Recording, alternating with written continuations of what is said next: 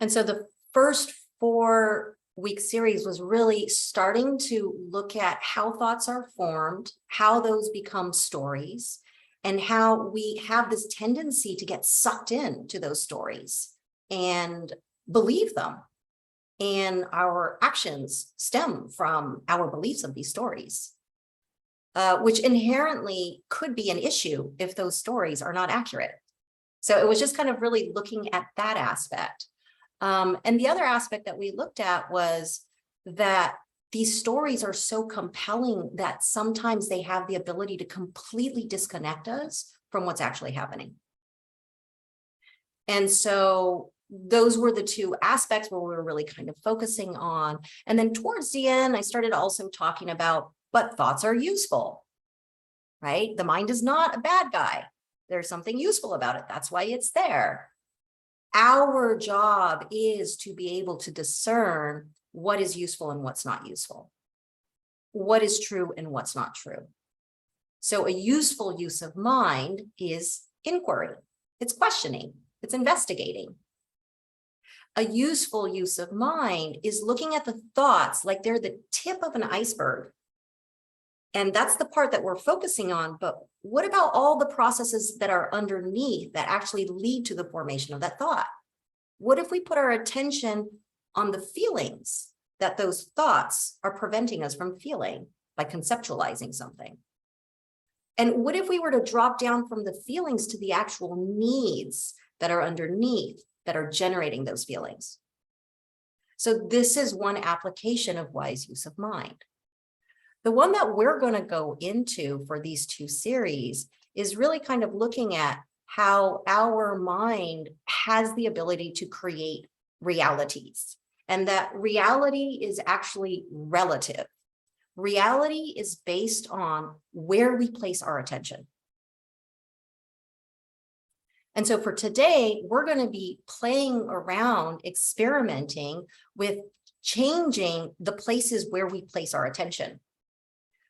We're going to explore putting our attention at different viewpoints so that we're looking at what's happening from different places. We're going to play with zooming in our attention to what's happening so that it's very detailed, to zooming out and seeing how having perspective of context in which that thing is happening actually changes our sense of reality. And we're also going to be playing with what happens if we're really intentional about the data points that we're selecting to build our reality. Because we can't take in all the information. So the brain is inherently coming with some kind of filtering process to take in only the minimum necessary amount of information to create a reality. The thing is that that selection process has been conditioned in us based on our culture, our past experiences and memories, and our own personal biases.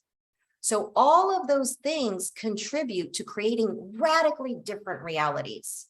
And in this class, we're going to play around with that to see that the things that we believe in actually are completely relative. For the next class, we're going to play with imagination, because usually that's really unexplored territory. And unless you are coming from more of an artistic background, imagination is not really looked upon with a whole lot of encouragement in our society, right? Oh, that's your imagination, right? Oh, you're daydreaming. Oh, that's not real. Critical thinking is the skill that we need to focus on, right? So there is a lot of things that we can do with imagination. And I'm sure, kind of like the blurb that I put for this workshop, I'm sure, how many of you guys have ever had an experience where you had a dream that was so intense and so real, right? It's an imagination. And you wake up and it totally colors the lens in how you go through your day. There's like a residue of feeling, right? Sometimes it's so believable that we actually are mad at that person in our dream that attacked us. So it's to show that our mind is this crazy interface that we have that generates a sense of reality. So can we use that to our benefit if we're intentional about it? Can we use that to go back to past trauma and give ourselves the ending that we've been wanting? Can we use that to imagine different versions of a future so that we can experience what that version is like, get a real felt sense before creating actions that will lead us to building that future? So that's kind of what I have in store for you all. Any questions about that?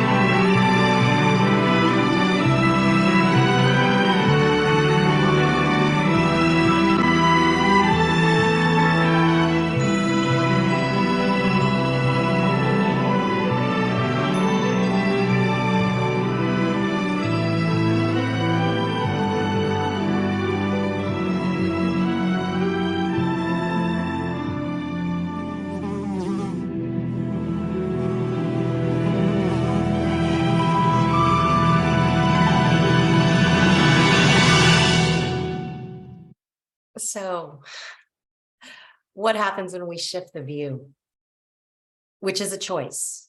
We can choose the view. And so what I wanted to start off with is maybe a little journal activity. Do you all have access to something to write with? Yeah, okay, great. I'll just go over the prompts with you right now so you know what to expect. But this is just taking a moment to examine what your current view is. And the questions are vague intentionally. It's just to allow something to start pouring out of you. And it would be great if you could answer these in complete sentences. So this is the teacher in me. So what is your current outlook in life? My current outlook in life is blah, blah, blah. And the reason I'm saying this is that I would like to afterwards put us in breakout rooms so that we can actually share that with each other. So how do you view the world? How do you approach your day? What's your view around how you should spend your time? Why? How do you view yourself? How do these views serve you or not serve you? Let's see if there's any other. And then how do these views influence your sense of reality? Okay. So I'll give you about 5 minutes or so to write, and I'll just kind of check in with you along the way to see if you need more time. And if you feel like turning off your camera, that's totally fine. I'll leave the screen up here so that you can see it. So I'm really curious actually to hear from you all as you've gone through that experience. Any insights about the view itself and how you were viewing those different aspects of your life, your approach to the day or to yourself, in terms of, does that view serve you? The view that you're choosing to use, does it not serve you? And how do you think that influences your sense of reality? Glad that you got a chance to go through the exercise since it's been in the back of your mind in the last few months. And sometimes what we discover is unpleasant. But at least we're conscious of it. And that's kind of what we're trying to do, is we're trying to bring some of these things that we don't take the time to think about more into consciousness so that we can examine them and see if there's validity to them. And do they actually serve our well-being? And if they don't, we're empowered to actually choose a different view and experiment with that and see what happens. So I really appreciate that share. Thank you. Anyone else? Really appreciate your share, in particular, because I'm seeing so many nods as you were reading over that. You were able to articulate, I think, at least for myself, a lot of my own realizations as I went through the questions as well. Yeah, the scarcity view, right? The defended heart, but also understanding the benefit of that. Right? Honoring, there's a reason why our approach is in place. And again, it does come down to safety. If I'm more prepared, then I can deal with whatever happens. If I'm organized, I can be more productive. Right? All of these are to enhance our sense of safety. So there is a gift in it, but it also comes at a cost. And I think that this is the part that's really important to understand. To honor that these structures are in place for a reason and to respect them. It's not something we're trying to get rid of.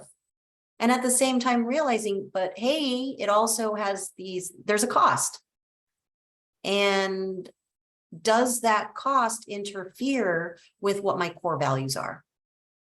If my core value is wanting to have a lifestyle that is favoring well-being over productivity, maybe this view is not really serving me as well as maybe another view could. But the idea is that we're starting to ask questions. This is wise use of mind. We're questioning how we're doing things to check to see if those strategies are updated with our current needs. And a lot of these strategies have been picked up during different stages of our development or have been shoved down our throats as part of being a member of this culture where the focus is ultra productivity and achievement based, et cetera, right? And not maybe so much towards well-being. So we start to unravel what is it that I am doing unconsciously? What this view, which basically is orienting pretty much every behavior that I take or have, is it really, in fact, a good view for me? So thank you. That was great. Any others? Like what bubbles up for me as I heard all of that, and I can relate to everything that you have said, is the view on self-worth.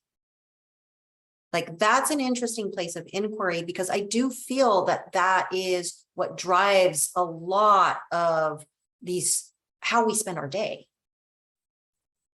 So it's still coming from a place of safety, right? We want to feel worthy, to belong to the larger group. So we do all of these things, even if it comes at the cost of our own well-being, right? So we self-sacrifice to feel needed, to feel of value, to matter. And so then perhaps it's the view over our worth that is really a place of inquiry and investigation, because that view is distorted.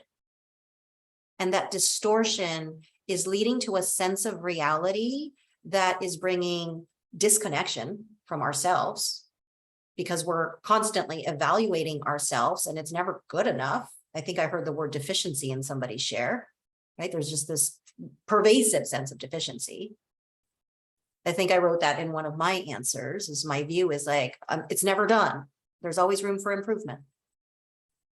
And so I can't relax because it's never done.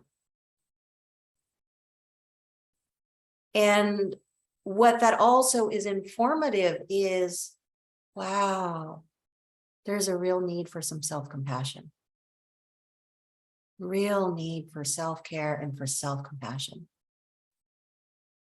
And the realization that a lot of the strategies, because of my view about my self-worth, is trying to get that reflected back to me from external circumstances. It's actually not coming from within, right? So I'm constantly seeking out opportunities to prove to myself that I'm worthy through somebody else finding that I'm worthy. So I'll self-sacrifice, I'll volunteer on all of these different commissions, I'll have the best lesson plan, I'll be here after school when everybody's already left, you know, etc., so that I can be recognized, that I am of worth. But that's a very dangerous setup to be in, because in the culture that we are in, it's never ending. I mean, just look at how we measure economic success, right? We always have to have a higher GDP, or corporations, you have to increase your growth sale, right? Or whatever it is, even for our own spiritual practice, it's like we're still trying to reach for something that we're not. We never arrive. And so what if the view instead was, actually, I'm jumping already into the next exercise. What is my value? Let me investigate that. What if I were to collect data points on not what's wrong with me or what's missing, but what actually is an asset? What's the gift? And focus my attention there. How would that shift my sense of reality? What if I felt enough? My view was of enough, imperfect, but dang, pretty good enough. So how would that change things? Would I be striving so much?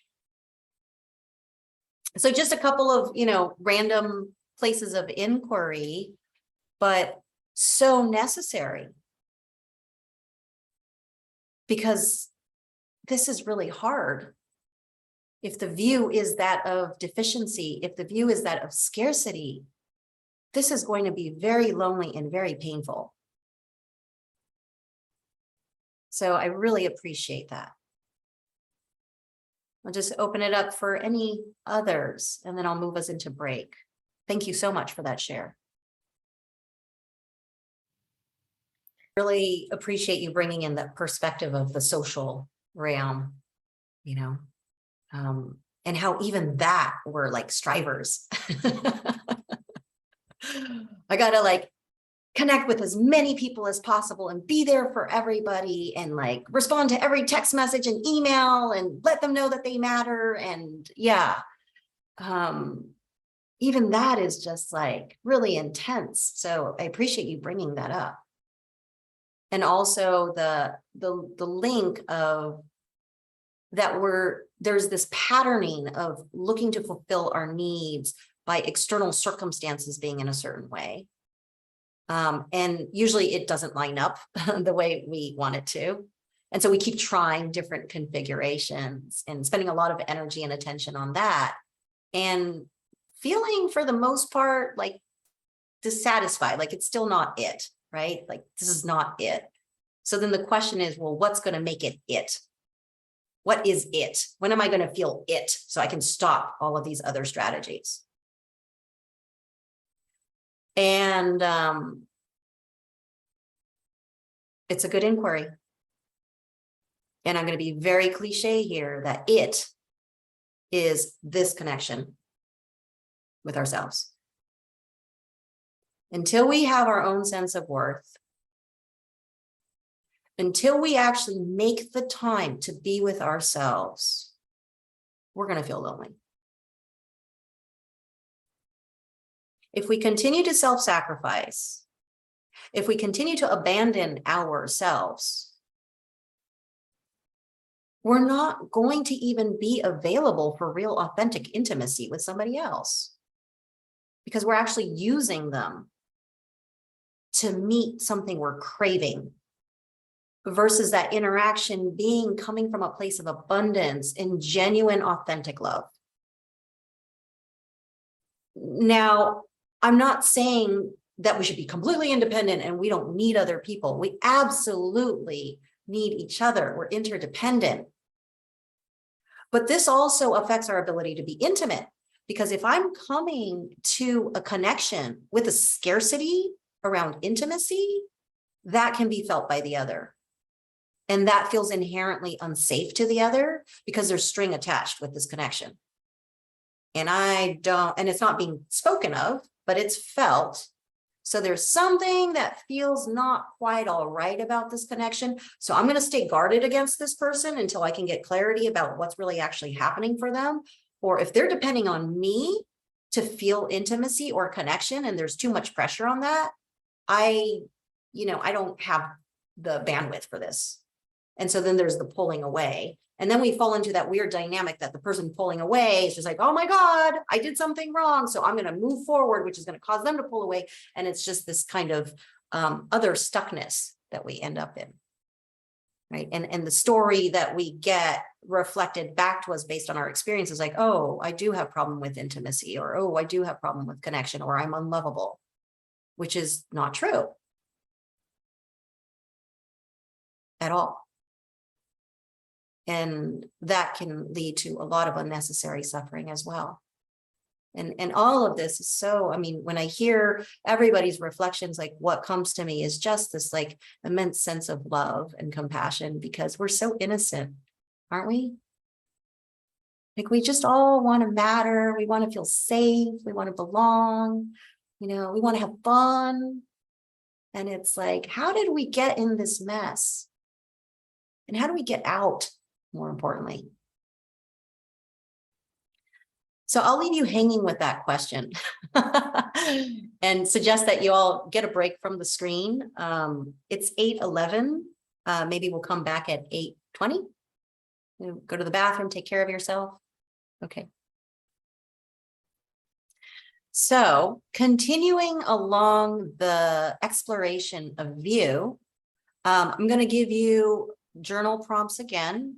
And this time we are going to look at the view we want to have and see what the impact is, just even of thinking about it, seeing what happens. So let me go ahead and share my screen.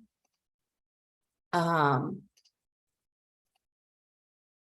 yeah, it's the same questions, but the word like is in there. So what would you like your outlook in life to be? How would you like to view the world? How would you like to approach your day, etc.? And as part of this exercise, make this more than a cognitive exercise where you're just like writing the answers to this. Notice how you feel as you're writing these answers and see what your body is doing. Because that's kind of an important part of the process of understanding the difference between these two different views. The first one being of scarcity, which we started off, and then this one over here being of possibility. Okay, I hate to pull you away because it's such an important inquiry. My hope is that in the breakout room, you'll be able to finish some of those thoughts. And of course, this is the home practice, is to explore views on other topics. So I'm going to put you in breakout groups again. Instead of putting you back with your original partner, which is what I wanted to do, I think I'm going to mix it up because it's fine for you to not know the previous answers. And I realized that I probably pulled you away before you were able to feel completion. So sorry about that. We have 10 minutes left. And would love to invite you to reach your completion in a group setting if you want to.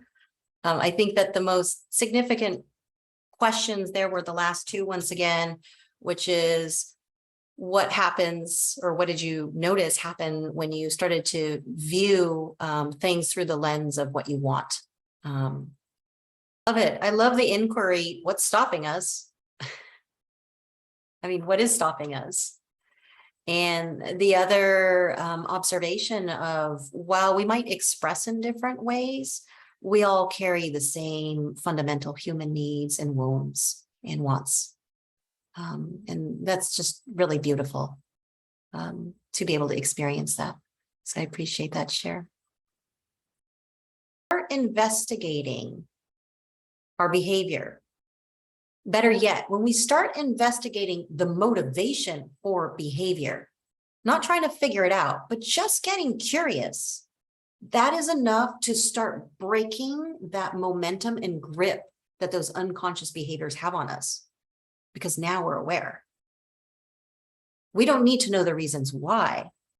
We're already interested, meaning that we're orienting our attention to that question even when we're unconscious. And this is the beginning of the unraveling of the conditioning, not because we're trying to get rid of the conditioning, not because we're applying technique, but awareness alone is the beginning for a different kind of unfolding. Because until there's awareness, if it's unconscious, we're never going to address it. We're not going to see it. So that's wonderful. Yeah, thanks for the question. Any other comments? I love that you brought in the feelings, because that was more important than the answers to the questions. What you just reported, which was a complete shift in how the body responded to the possibility of a different view, and that possibility being the view of what you want. And that is our body's way of communicating that we are in alignment, that we are correct. It gives us pleasant emotions, right? When we're outside of alignment, it gives us unpleasant emotions to basically alert us, hey, something's off here.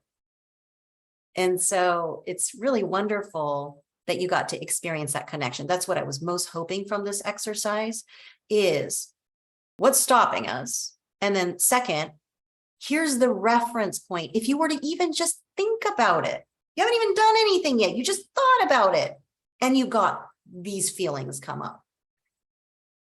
This is what happens when we shift from a view of scarcity or just surviving, right? I'm just surviving, to a view of possibility and openness, a view of curiosity and interest, a view of love.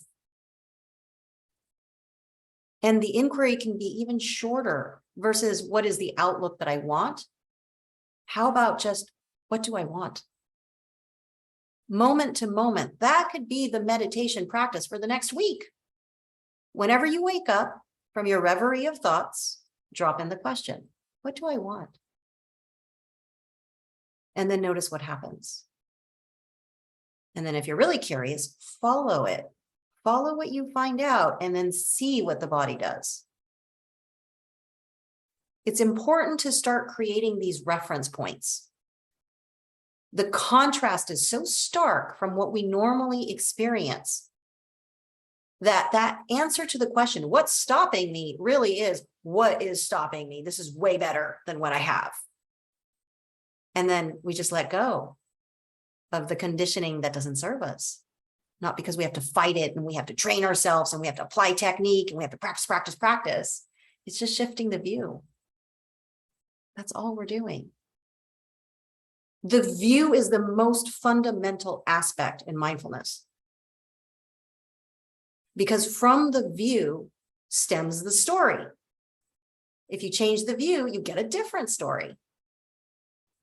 And from the story leads to action. And from action leads to a residue that we're left with in the body from that action. And that residue can be anxiety, can be unpleasantness, a feeling of overwhelm, unworthiness, deficit, or that residue can be one of like interest, possibility, hope, Relaxed. Fun. So what's the reality that you want to create? And what's stopping you?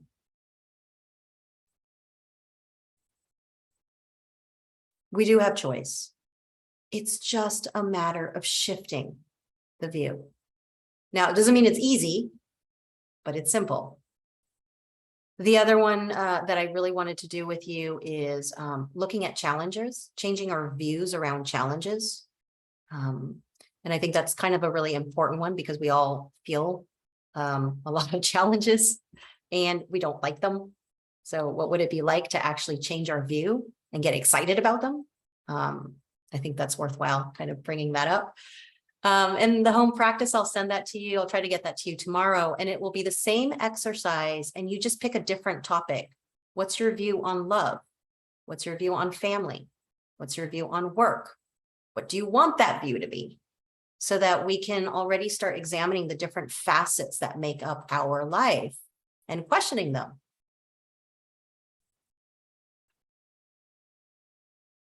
I'm delighted to be able to do this with you all. Thank you so much for your trust and for your presence and all of your contributions tonight. You really made this a beautiful experience for everybody. And it's an absolute pleasure to be here with you. Oops.